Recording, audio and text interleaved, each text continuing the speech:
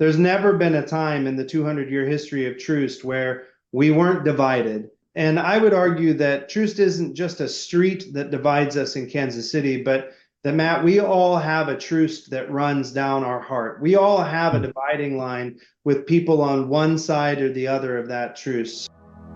Welcome to Life of a Founder. Our goal here is to give you an inside look at the experiences of small business owners who have started, operated, and grown a business from the ground up. We strongly believe that there's no better way to learn than by listening to the stories of others. So whether you're already an entrepreneur or dreaming of becoming one in the future, we're sure you'll gain valuable insights from every episode. Without further ado, let me introduce you to the man behind the mic, our host, Matthew Sumter. Hey everyone, welcome to Life of a Founder. I'm Matthew Sumter, and today I'd like to introduce my guest to you, Justin Mathews. He's the CEO of Reconciliation Services and the founder of Thelma's Kitchen, as well as a few other things possibly. Thanks for being here, Justin. Hey, Matthew, it's great to be with you. Thanks for the opportunity. All right. Yeah. Well, before we get started, what is one piece of advice that you would give to someone who is wanting to start an organization kind of like you've started? I think whether you're starting a nonprofit, a for-profit, a social venture, or any company, I think the main thing is to dream huge dreams and solve big problems. One time I was told that your life increases to the size of the problem that you're trying to solve. And I really took that to heart. And so whether you're trying to solve a big problem on a direct-to-consumer business or a B2B business, or in my case, I work in the social entrepreneurship space. We're trying to solve big problems here in Kansas City with regard to housing and trauma therapy and community development on the east side of Kansas City. My advice is solve big problems and dream big dreams, and your life will expand to and grow to the size of the problem and the dream that you have. Excellent. Well, what was the term you used? Social entrepreneurism? How would you define that? I mean, and maybe you can get a little bit into your organizations that you're currently working with. Sure. Well, social entrepreneurship as a topic is an interesting one. It's hard to define. There are a lot of definitions out there. My definition is that a social venture is a nonprofit or a for-profit that centers measurable social impact at the intersection of market demand and community need. So market demand might be a product or a service that people will pay for, and community need is that social issue, that problem. It could be environmental, racial, social, housing. I mean, it doesn't matter. Whatever that particular community need is, where those two things connect or intersect, you've got a real opportunity there to create measurable, differentiated, sustainable social good. So that is generally what a social venture is. Reconciliation Services, we got started in 1987. We're at the corner of 31st and Troost. We've grown and morphed and changed a lot over the years. But today we're working on a couple of levels. The first is in community development and healthy food access.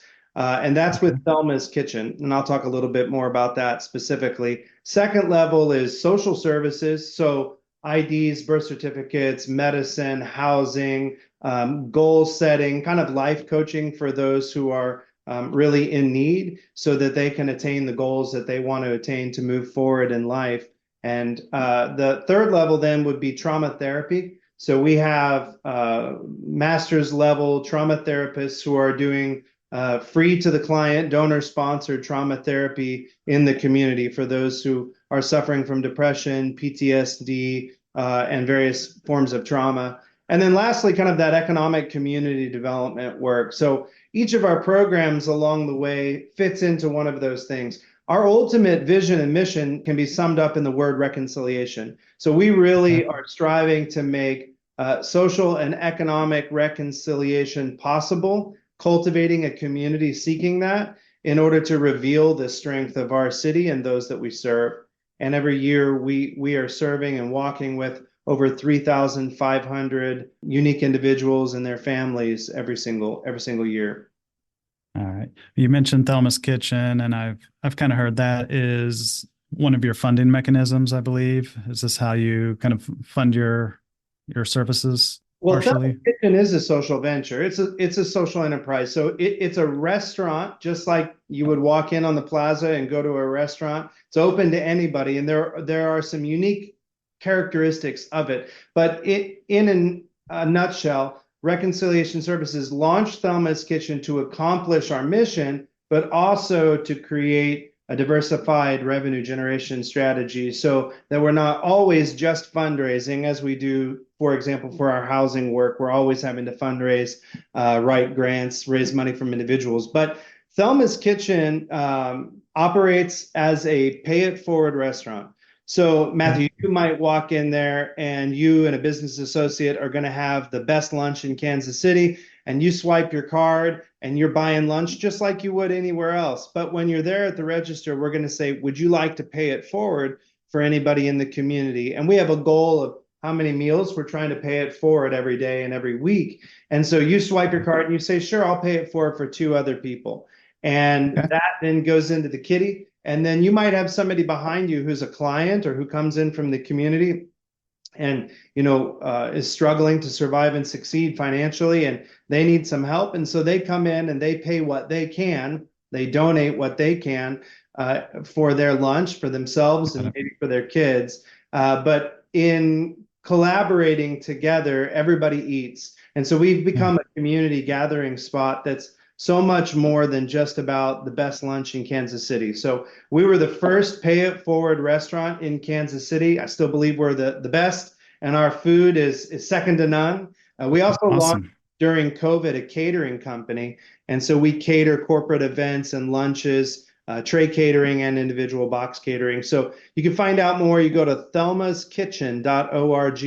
You can learn about our mission, and you can order right online for your event. And coming up in July, at the end of July, we'll be relaunching the restaurant at the corner Okay. of 31st and Troost. And when that's open, I hope you and all of your listeners will come in and have Yeah. best lunch in Kansas City.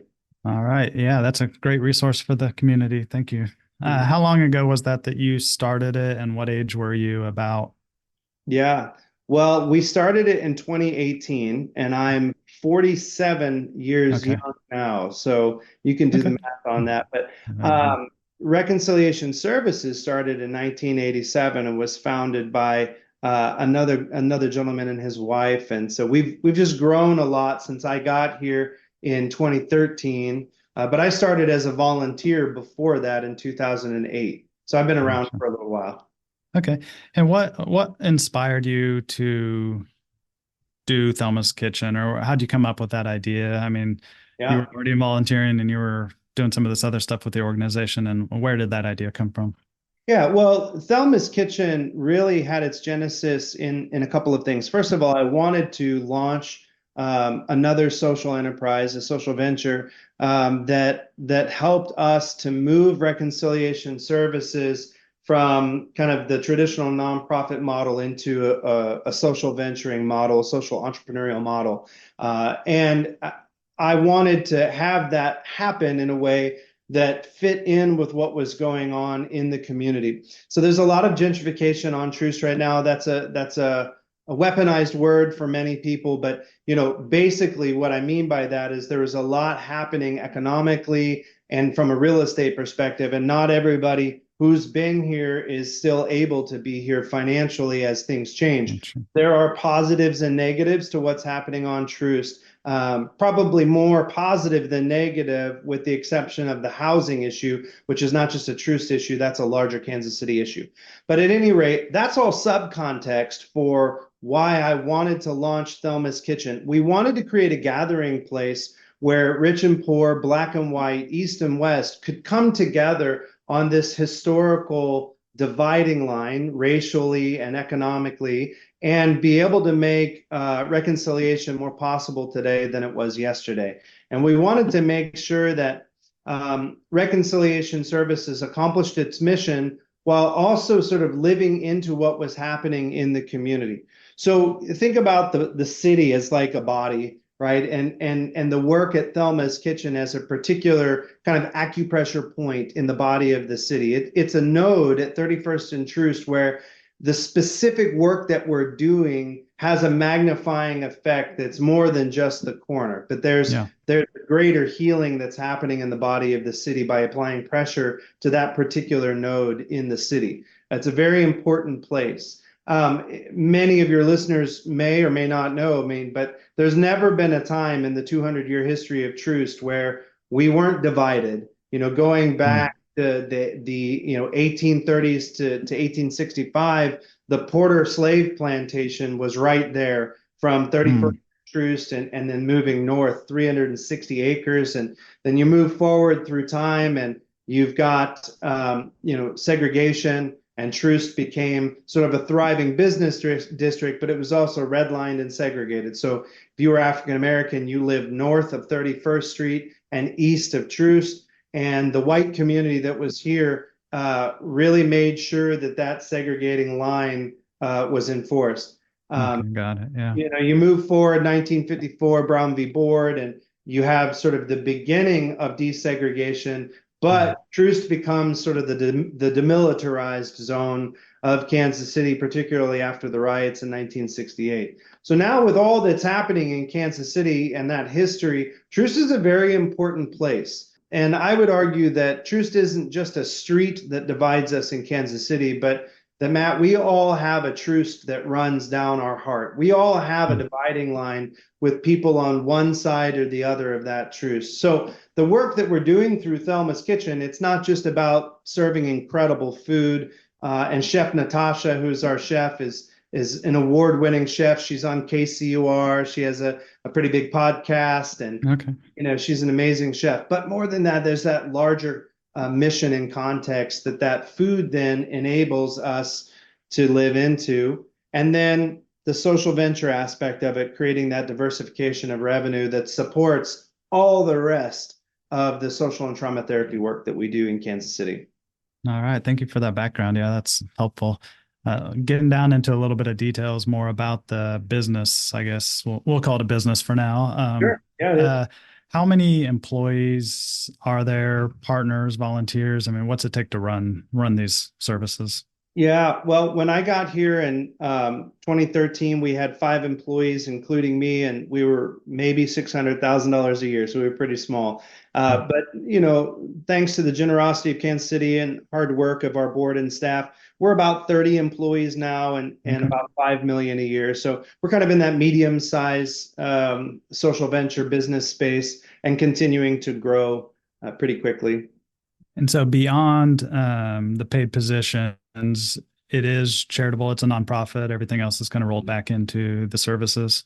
Is that Right. correct? Yeah. Yeah, and so we have hundreds of volunteers every year that come and work with us. And again, Thelma's Kitchen is sort of the key place where people come and volunteer. But for those who are really able to commit some specific time and get trained and are interested in it, we have what we call trained care advocates who pull alongside of our professional social workers and therapists to help one-on-one with our clients, whether it be securing an ID so they can get a job or securing safer housing, whatever the situation may be. There's role for volunteers in there. You personally, how hands-on are you? What does a day-to-day look like to you? Yeah, well, anybody who runs a company of 30 people or less, I think does everything from clean the toilets to Mhm. raise the capital needed to operate. So I do a little bit of everything, but I've got a fantastic team, and the leadership team has their daily responsibilities sort of broken down between finance and HR, development and marketing, and program Mhm. management, and then a team of great program managers that run the day to day. And so a lot of my work is in kind of visioneering and raising capital. And then as of late, we're just completing a $15.5 million commercial redevelopment of our building at 31st Okay. Troost. So I'm in the throes of construction management and Mm. trying to bring that project over the finish line here by the end of June so that we can do our grand opening in July. So Okay. Awesome. I've been doing a little bit of everything. I think as a leader, my gifting, certainly my interest is more on the entrepreneurship side. So, um, being able to launch new initiatives and do the vision work and then raise the capital needed to be able to launch those things is sort of my interest and sweet spot. Yeah, that's kind of a cool way to be able to blend your passion for being an entrepreneur with something that makes a real difference. So, Yeah, well, yeah, that's kind of the whole point of social yeah, entrepreneurship. And if you look at social enterprises, Matt, there are big ones like Patagonia, which are full, clothing lines that are distributed worldwide, but their corporate form and what they do with their profit is very specific. People think of Tom's shoes. There's yeah, positives and negatives to that buy one, give one model. That would be another podcast. But yeah. there are a whole variety of ways to do social enterprise, some nonprofit, some for profit. And there's kind of a matrix that goes from sort of pure for profit to pure nonprofit. Social enterprises kind of fall in that middle space. And then there's a bracket on either side. They slide back and forth. So Gotcha. it's a fascinating to me. Yeah, I think it's a fascinating movement within the business and entrepreneurship community. I really yeah, believe it's sort of the fourth emerging sector of capitalism, and just the whole idea. It's cliche now, but you can do well while doing good is what we believe in. And okay, so my hope is to not always have to fundraise for right. everything that we want to do, but to create that regenerative cap stack that enables us to do the social good and kind of move beyond that tired 1950s nonprofit model into something that's more self-sustainable. All right, perfect. Thank you. Is there anything off the top of your head that you can think of that was kind of a big challenge as you've grown to this point? I mean, you're talking about a building right now, and obviously that's probably got some challenges faced with it, but anything that really sticks out in your mind?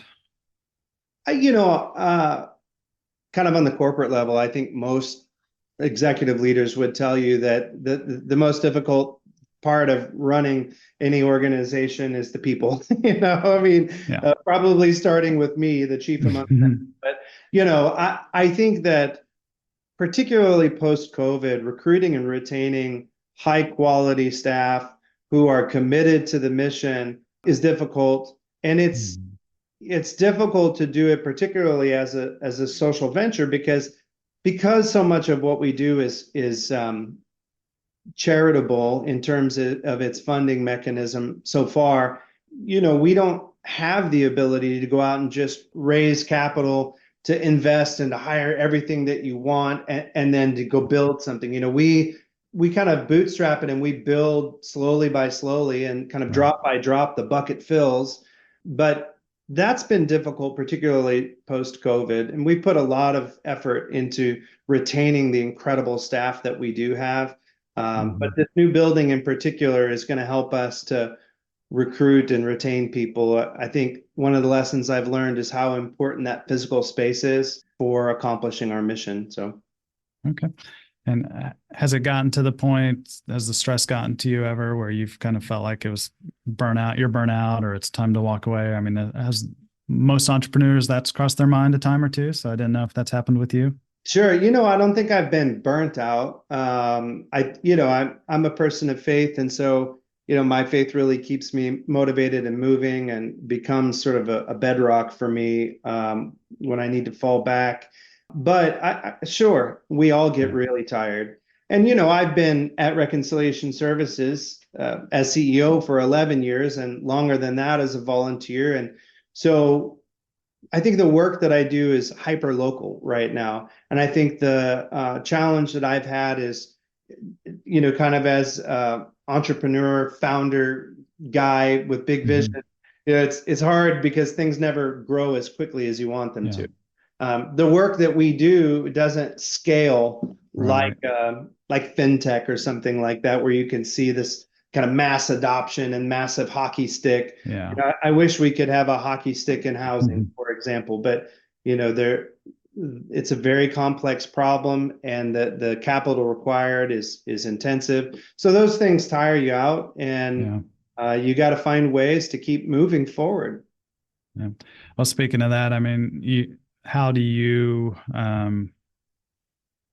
how do you measure the success of your business? Like you said, you're not getting those exponential returns that a lot of startups would.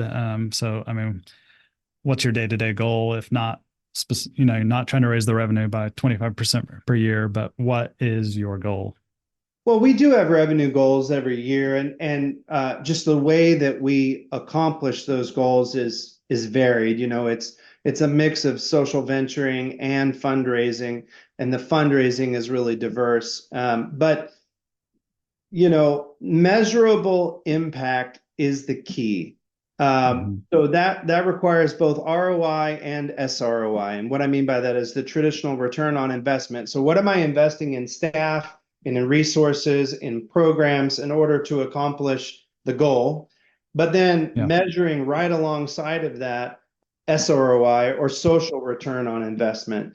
So I think one of the big keys, and frankly, I don't think this is just for nonprofits. I think every business needs to be thinking about this, and that's kind of where I see this as an emerging growth within the whole movement of capitalism in our modern era. But when you center social return on investment, you have to measure that in a way that is more complicated than just sort of measuring the balance sheet or the P&L. Yeah. I can see whether or not we're profitable. And by the way, nonprofits need to be profitable, right? Yeah. Nonprofit is a really unfortunate designator. We're the only sector that names ourselves after an IRS ruling, which is ridiculous. But nonprofits have to make money just like Yeah. anything else. We have to make money. The only difference is that the board of directors and the leadership don't get that personal inurement when we're really successful in raising capital. But the impact piece is the key. And you've got to center and measure that impact right alongside of your ROI. And that's how I know if we're succeeding. Because Mhm. otherwise, we should close up shop. I mean, we're Yeah. not here to raise money and pay salaries. We're here to accomplish a particular goal and solve particular problems. So we have to measure that. So I actually think that the level of sophistication for running a social enterprise is tremendous. I mean, it takes quite a lot of sophisticated counting, for example, to blend for-profit and non-profit measures and then combine all of that with the social return on investment and make Yeah. sense of it so that people actually know, hey, when I invest money into reconciliation services, I know that it's making a difference and they can empirically show me the data. I'm not Yeah. just sort of throwing money into the wind and a hope and a prayer, but I'm able to measure that return. And is that difficult to come up with numbers and metrics that really show a return, or do you have a Well, good not set when of you're those? doing great work. I mean, Okay. not to be flippant, but like, we're doing incredible work and I can measure that. And again, I won't go too far because it'll get kind of Yeah. wonky, but we developed a system whereby we can measure not only the financials in great detail with great accuracy, and that's all audited by third-party auditors and all of that stuff. But we also have developed a system whereby we can measure along 18 domains of what are called Okay. social determinants of health. So Great. everything from healthcare to income to housing, so on and so forth. We're measuring a client's well-being. And so we can see over the course of time, as people self-report into this digital system, we can see, hey, Matt's moved from a 3 out of 10 to a 7 out of 10 when Okay. it comes to Yeah. housing, from green or from red to green. Yeah. And then as we aggregate that data, we can actually look over time and say, here's what it cost to move this person from red to green and from this goal to the accomplishment of that goal. And when you combine all of those things together on the macro level, you can kind of look at the efficacy of the work that we're doing in a really detailed way. Again, kind of this is a lot more cutting edge than a lot of nonprofit Yeah. approaches, where instead of measuring outputs, how many IDs, how many hours of this or that, I'm trying to measure outcomes. Did we accomplish a goal with an individual? And then when you marry those together with the financials, some pretty interesting things happen.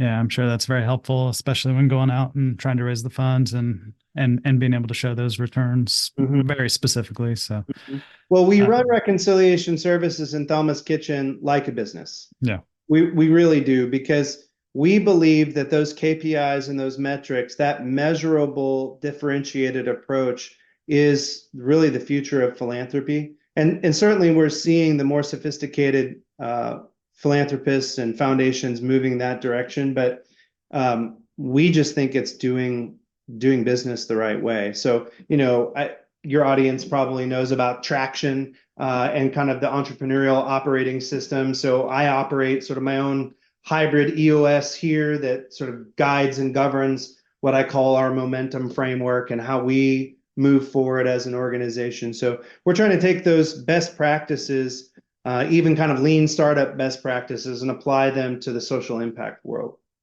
okay, great. Do you have any creative strategies for either fundraising or raising awareness for your organizations? Well, I mean, well, every month we're trying to, get creative about how we engage people and ask them if they would invest in this kind of social impact to reveal the strength of the whole city. But that ranges from, everything from individual relationships with people who have the ability to give charitably to events to the social enterprise model. Right. So right now, Thelma's Kitchen catering alone without the restaurant, brings in a significant chunk to our bottom line. But we know that when we reopen Thelma's Kitchen and have that daily traffic again coming through there, that's going to be magnified. I have some aggressive goals about how I want our funding mechanisms to work, but right now we feel like we feel like we're a pretty creative group, Yeah. trying to move beyond the traditional and really focus on inviting people to invest in social impact for the greater good. Very cool. So, personally, what skills do you think are essential for an entrepreneur to be successful? Well, I mean, there's kind of the standard answers of resiliency and visioneering I and think grit's been kind of the yeah, term that comes yeah, out a lot, but yeah. yeah, yeah. I think if you listen to how I built this podcast, which is, smaller than your podcast, of course, Oh but yeah, yeah. They're getting there. yeah, no, but how I built this, he always asks, is it hard work or is it luck at the Yeah. end? And I think you need a little bit of both. But for me, the key is really clearly defining your problem, right? Whether that's Gotcha. in a for-profit or a nonprofit context, you've got to have a really clear idea of the problem because, you can solve the wrong problem pretty easily. And it can look good. You can look like Yeah. you're doing a lot of good, but you're not actually, getting at the root issues of whatever the problem is you're trying to solve. So I think one of the key jobs of the entrepreneur and founder is to make sure that you're solving the right problem. And Okay. that takes introspection and that takes data and it takes a good leadership team. So that would be my thought. Okay. Is there any personal traits that you feel like you need to work on as an entrepreneur, things that would improve your process? Oh my gosh, the list of things I need to Yeah. fix about me is really We'll long. take the top one or The two. top one. Well, you need to ask my wife what the top Um, one is for yeah. sure. She'd have a longer list. Yeah. I think the thing that I'm working on is trying to say yes to the right things. And that requires saying no more often Right. to the wrong things. And so I have a diversity of interests. I have shiny object syndrome like a lot of Hmm. entrepreneurs. So just really staying focused on the problem and on the mission and the next steps. And the way that I do that, I've sort of had to build process around my own weakness. I created something called the waterfall, which is essentially a 90-day strategic planning cadence that I go through with our leadership team, where we sort of agree on everything that we need to do over the next 90 days. Okay. And that helps me keep focused and really understand what to expect from the team, sort of what we've agreed to. So I think I'm working on those things. And then I'm also working in my own career at this stage at, doing the things that I love, doing the things that I'm best at. We can all do a lot of Yeah. things, but not all of those things are the things that we want to do or should be doing. I don't know if there's a lot of funny or interesting stories in your, I'm sure there are, but anything come to mind as far as anything that's happened that, Well, there's a million funny or interesting stories around the water cooler, but I yeah, think that for me, the story of trying to break out of people's charity bucket and trying to help people understand that reconciliation services in Thelma's Kitchen are not the same old nonprofit, that you kind of write a check to once a year and you serve on the board. We're really trying to build something that is unique, that's scalable, and that's high impact. And I think the story of sort of rebranding reconciliation services has been a lot of fun. yeah. I love showing up in a room as a nonprofit leader and talking about lean impact for social change, and the people in the room go, "Wait a minute, who's this guy?" And I Yeah. just love I love that stuff. But I mean, those are all things I'm interested in. The people that Yeah. I want to spend time around are those founders and leaders, really outside of the nonprofit sector, who are doing incredible things. I get a lot of inspiration from them. So. All right. Well, let's talk about a couple of the other things that you mentioned to me. You sent me some links to some other resources that you've been involved with. One was a podcast of your own, Social Leader Podcast. It looks like in 2020, 2021, you did 40 some episodes. What kind of stuff would we learn from listening to those? Yeah, and I haven't done that really since I started this building campaign. I Yeah. found that was one of the things I had to say no to, but I'm looking forward to ramping something up again because I love podcasting. But the Social Leader is an e-course, so you can go Okay. to thesocialleader.org, thesocialleader.org, and I created an e-course to help people learn how to move, what motivates them and what moves them, how to combine those things. So I teach people how to think with a social entrepreneurial mindset.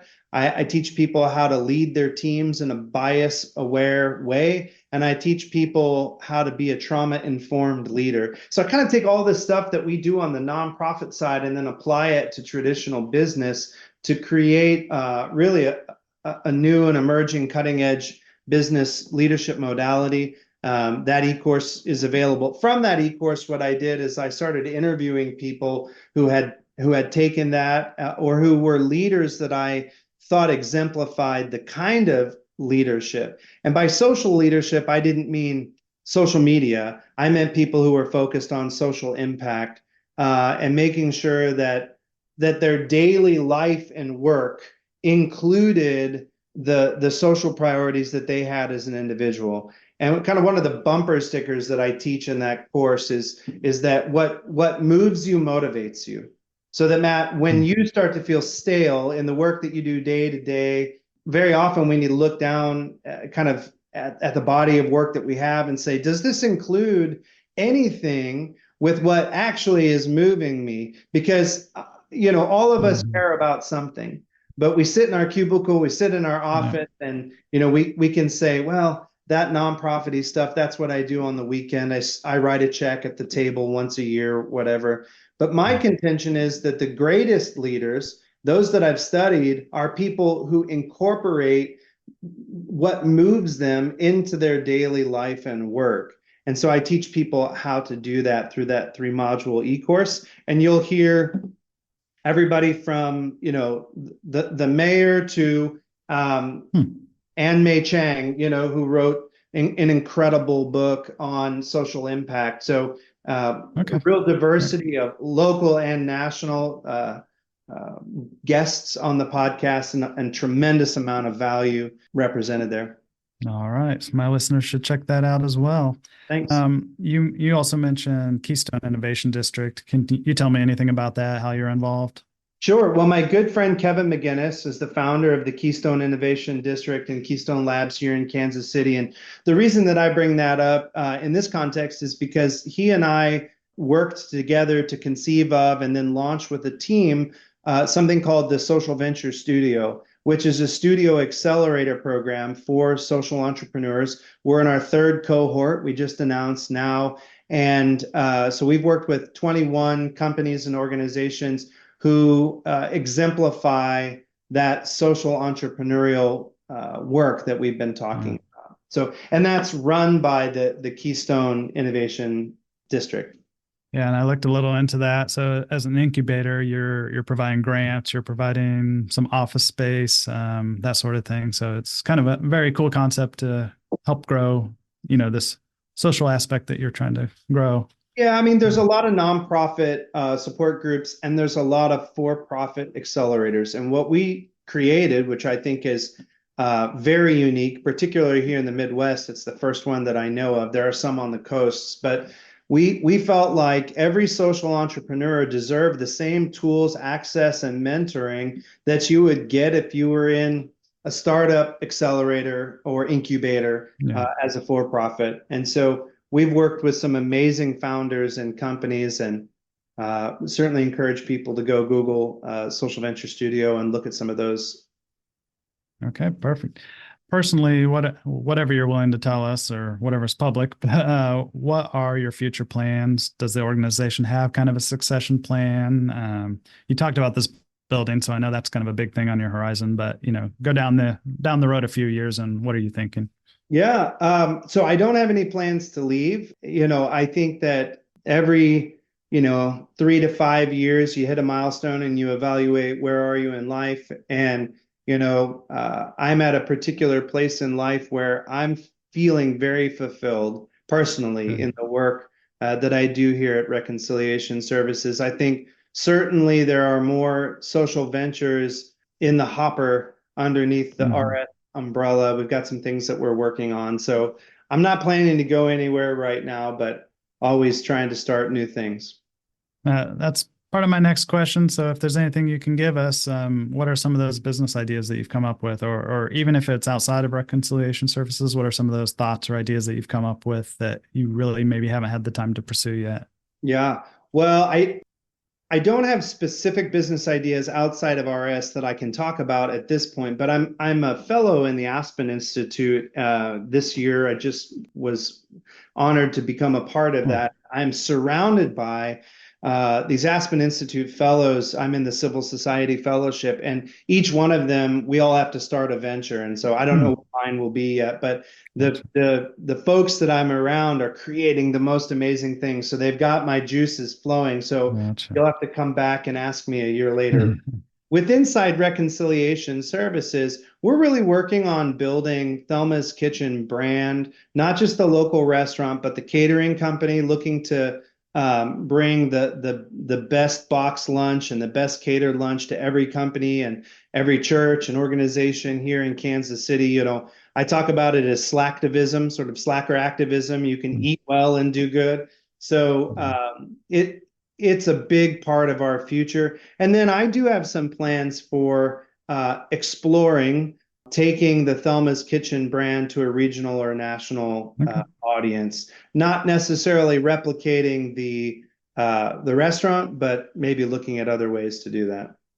Kind of a franchise model, Maybe not the charity restaurant, franchise maybe a model. product. I mean, look, Yeah. Oh, I have okay. a Gotcha. story. If you think about Newman's Own salad dressing, Yeah. right? Like Newman's Own salad dressing, 100% of the profits go back to the foundation to do charitable work. I There you really go. believe that the story of Thelma, who's our co-founder, is an incredible story. And I believe that her example, married with the brand of Thelma's Kitchen, could create a really Yeah. powerful platform from which to build maybe a product that you would find in a grocery store or other places. Okay. And so Yeah. I'm exploring those kinds of things. And if your audience, if anybody in the audience wants to talk about that, I'd encourage them to reach out to me. Yeah, that would be very cool. So I have my answer for this from what I know about you, but when you're not working on your business, what do you like to do for fun or what's kind of extracurricular for you? Yeah, well, I'm a husband and a dad of three boys. So I spend a lot of my time with my family. I love ultralight backpacking, hiking, and camping, especially when I get to do that with my family. But I hike the Grand Canyon every year as a Oh, okay. fundraiser for Reconciliation Services. So we go rim to rim, 25 miles in about 12 hours. Mm. And so we'll be doing that again in October, and that's a pretty fun thing. And then I'm also a musician, and I do indie rock music when I'm not wearing the uniform here at Reconciliation Services. And then I'm also an Orthodox Christian priest, so I don't have a parish full time, but I am the third priest at Holy Trinity Orthodox Church at 119th and Flum out in Overland Park, and so I keep busy. Yeah, it sounds like you're keeping yourself pretty packed. But Yeah, well, I get bored, so I got to keep going. you're one of those people, I see. Yeah. Do you have any mentors that you want to shout out, or I mean, Oh, who do absolutely. you go to when you need advice in Yeah. business or personal life? Yeah, well, on a personal level, sort of the founder of Reconciliation Services, he and his wife Thelma has passed away, but Father Alexei Altschul, Father Alexei is our founder back in 1987. He and his wife started Reconciliation Services. He's still a dear friend and a mentor to me. And then, in addition to that, I've had two great executive coaches. One, her name was Shannon, and she is with a company called Building Champions, which is a great coaching company that I've actually hired to work with some of our folks here. And then also Michael Hyatt has been an Hmm. executive coach to me. He's an author and Yeah. creator of the Full Focus Planner and a good friend of mine. And so Hmm. I've learned so much from Michael. On a local level, I'm a part of a consulting company called Plex, PLX. And Plex is made up of some incredible local leaders, David Oliver and Mary Birch, and a whole host of 20 people. I couldn't begin to name Yeah. all of them here, but that group of people at PlexCore has been a tremendous encouragement and asset to me personally. And then obviously, there are so many donors and investors in the work that we do. Again, I couldn't name all of them, but Yeah. every time I have lunch with some of these men and women, I just glean so much from them. Not only their generosity and the way that they lead their life, but each of them comes from business life, and I learn a lot from each of them. So beyond personal relationships, what are you reading or listening to stay educated or just stay up Hmm. to date on things? Hmm. Yeah, so I am searching for new podcasts right now. I used to listen a lot to, there's an interesting guy named Alex Sharfin. He runs a consulting company. I sort of feel like I've outgrown what he was teaching, but he was really interesting to me, kind of around the time I was launching Thelma's Kitchen, and he has a podcast. Michael Hyatt has a Hmm. podcast that I like a lot. I'm a little bit of a nerd. I follow How I Built This, kind of anything that they put out. Yeah. But then there are also some really cool social impact and social entrepreneurship podcasts. So I kind of anything I can get my hands on around that area. I'm reading a book right now by a woman named Elizabeth Newman, who is an Aspen Fellow, and she just put out a book called Kingdom of Rage, which I'm finding very interesting. And she was in the Trump administration and left and was part of Homeland Security. And she herself is a conservative Christian, but is writing a book about sort of America, politics, and the rise of Christian nationalism, which is a Hmm. really fascinating lens on American politics and the situation that we're in. So that's a little outside of the normal business Yeah. field, but it's Yeah. my current read. Sounds good. I'm going to guess the answer to this is yes, but as a child, did you exhibit any tendencies towards entrepreneurism? I mean, can you think of anything that you really started when you were younger or Or yeah, yeah. I mean, my music early on. I music? mean, kind of everything I learned doing indie rock music is applies to entrepreneurship, Hmm. So being on stage, creating a product, launching a brand, Yeah. touring out of the back of a van and hawking merch at every place I could go. It's all kind of this entrepreneurial creativity Very cool. that I really enjoyed. All right. Any other unusual hobbies or collections that maybe a lot of people don't know about? Well, I mean, the music. So if you want to go on Spotify, Apple, or whatever, you can find my latest project, which is called Not Made by Hands. Yeah. And Not Made by Hands is a indie rock project that I just launched, and that's probably the most unexpected thing that I do. I don't know if that's unusual enough. I'm looking for like the weird fossil collection or something you have. Oh, wow. I don't know that I You, have that. I you, have a collection of pipes that people have given okay. me, like tobacco Okay. pipes, Okay. Sherlock Holmes kind of thing. There you But go. I'm not an avid Yeah. collector of You got those. a lot. You got a lot going on, so I'll I give you do. a pass on that. So, Thank you. uh, well, before we finish up, if you don't mind, I'll do a few rapid fire questions. So, Sure. first thing comes to your mind: window or aisle seat?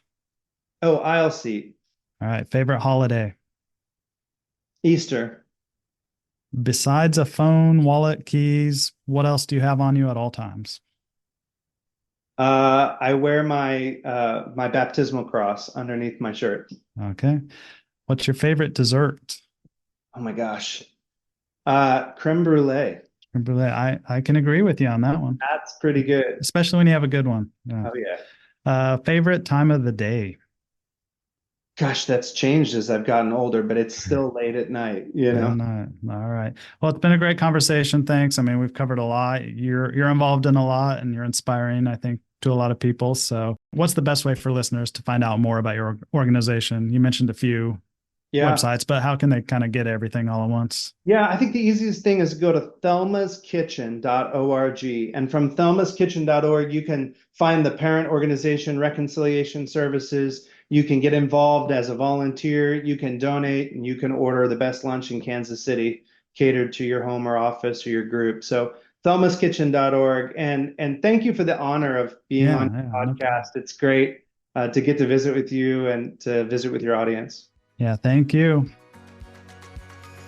Thanks for tuning in to Life of a Founder. Don't forget to hit that subscribe button so you won't miss any of our upcoming episodes. And if you have any friends or family members who would enjoy the show, please share the link with them. We truly believe that small businesses are the lifeblood of our communities, so we encourage you to take that first step and start your journey toward business ownership.